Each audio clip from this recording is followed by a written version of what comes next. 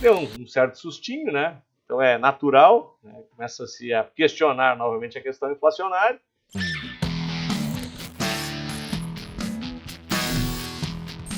Olá, amigos e amigas da Focalize, sejam muito bem-vindos aqui ao nosso bate-papo da sexta. Mais uma vez, avaliando o que aconteceu de mais importante, os impactos nos ativos e pré-carnaval, né? Espero que vocês todos já estejam todos preparados aí, ou para a folia ou para o descanso. Eu resolvi dar um pulo lá no Nordeste, tirar uns diazinhos lá em Maragogi. Tentei escapar do carnaval, mas pelo que eu vi, não vai ter como, né? Ir para o Nordeste escapar do carnaval é uma situação meio complicada.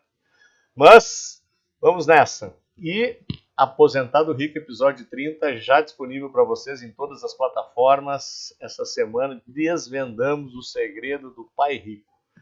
Então, para quem já teve contato com essa grande obra da área de finanças e para quem quiser entender todo o mecanismo de como construir patrimônio de forma consistente, essa obra é obrigatória. E a gente debulhou um pouco melhor esse livro e debatemos lá no nosso episódio 30. Já está disponível, vai valer muito a pena. Depois você me conta o que você achou. E essa semana, o que tivemos de importante? Iniciamos bem, né, as notícias especialmente vindas da possibilidade de um cessar-fogo entre Hamas e Israel. Isso acalma um pouco os ânimos em relação à possibilidade de escalar essa guerra ou não. E já se faz uma leitura em relação à questão da Ucrânia e da Rússia, que não deve também passar desse conflito. Uma hora eles vão ter que sentar e vão ter que chegar em algum acordo, porque a Ucrânia não se entrega com a ajuda da OTAN e a Rússia não desiste.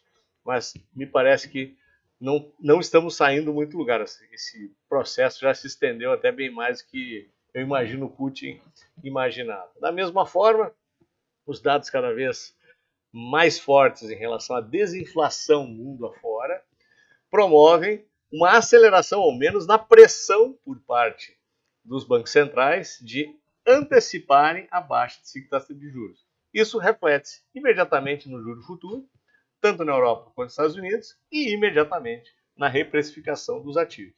Somados a isso, principalmente empresas de tecnologia ofertando balanços acima da expectativa, tivemos mais uma vez uma semana de altíssima reação. Iniciamos a semana aqui no Brasil, mais ou menos seguindo o fluxo estrangeiro, só que de quinta para cá, fatores locais acabaram influenciando mais uma vez e ficamos um pouco mais travados aqui, como já vou mostrar no gráfico. E eu julgo aqui a dois elementos-chave. O principal deles, a prévia de inflação, que veio bem acima do que o esperado. Isso causou uma certa preocupação, já tem os alarmistas aí falando em voltar para 2 dígitos, que eu particularmente acho um tremendo exagero, nem perto disso. Mas, mesmo assim, inflação é algo que preocupa sempre no Brasil, é um calcanhar de Aquiles nosso de décadas, especialmente em função do nosso desequilíbrio fiscal. Isso sempre pode causar teores inflacionários, isso pode atrapalhar sempre, como sempre atrapalhou a economia como um todo. Isso causa preocupação e certamente foi um dos elementos que acabou atrapalhando um pouco nós acompanharmos esse movimento um pouco mais intenso por parte das bolsas do mundo inteiro.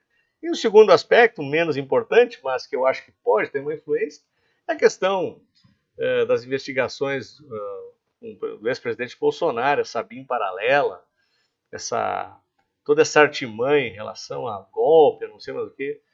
Na verdade, assim, uma chinelagem total em relação a isso.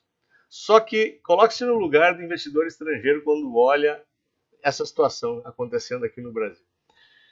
É uma sensação de, é uma republiqueta, né? Então, se a coisa, em vez de ser aquelas republiquetas lá da América Central, não, Brasil, país forte, nona economia do mundo, instituições que deveriam preservar tudo isso, e a gente fica discutindo essa loucura. Eu, no lugar do investidor estrangeiro, eu também colocaria um pezinho atrás, isso atrapalha. Eu sei que é muito mais fumaça do que fogo, isso é um não assunto, mas eu acredito que tenha tido uma pequena influência aqui, ao menos no fluxo estrangeiro. Tá? Mas não acho que seja influência perene, eu acho que isso se dissipa rapidamente nos próximos dias, da mesma forma que, à medida que forem avançando novos indicadores, tanto em relação às contas públicas, que parece que deram uma melhorada, essa semana o Mansueto já passou dados que foram muito interessantes, principalmente na questão da arrecadação.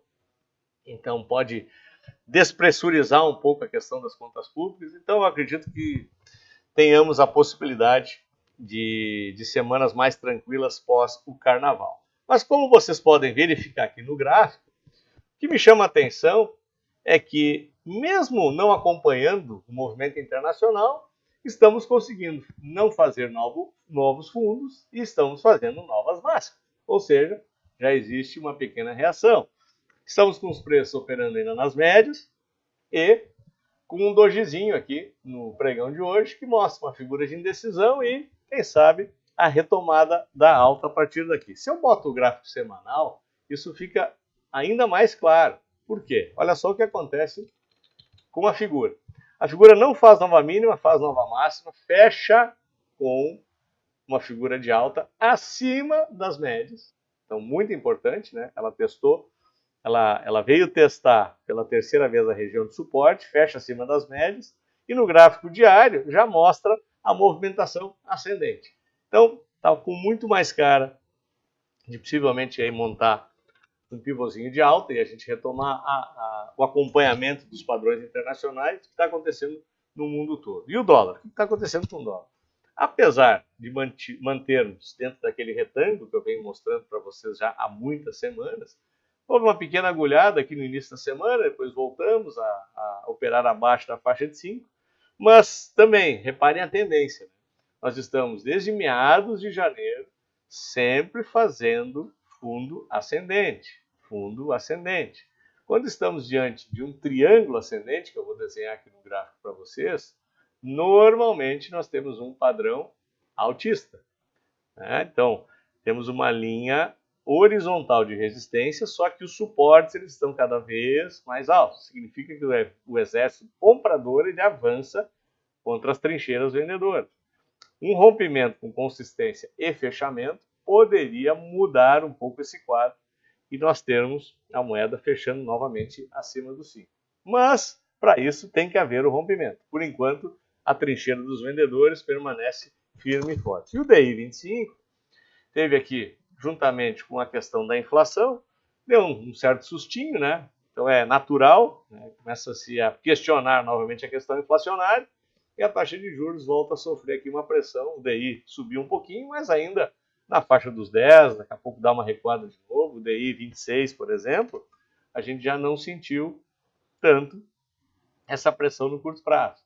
Então o DI 26 permanece abaixo da casa dos 2 dígitos e nós continuamos acreditando que não teremos nenhuma influência aqui em relação à mudança da taxa de juros. Vamos firme e forte em direção aos 9, quem sabe até abaixo dos 9. E lá fora? Bom, lá fora, como eu já antecipei para vocês, olha só o que está acontecendo.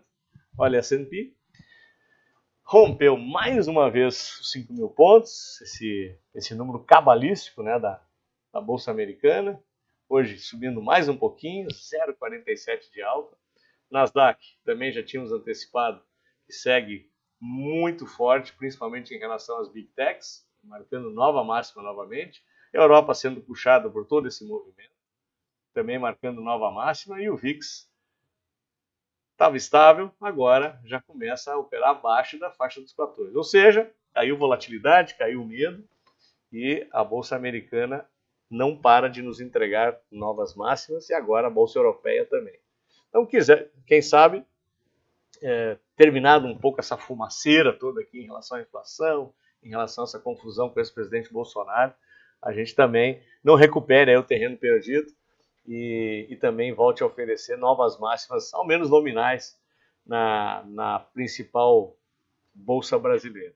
Pessoal, era isso. Se gostaram, deem seu like, assinem nossos canais, não deixe de assistir o episódio 30. E se você não viu ainda os episódios anteriores, dá uma maratonada, aproveita o carnaval aí para botar o Aposentado Rico em dia. Tem muito assunto bacana lá que a gente tratou nos últimos episódios. Semana que vem a gente não grava em função do carnaval.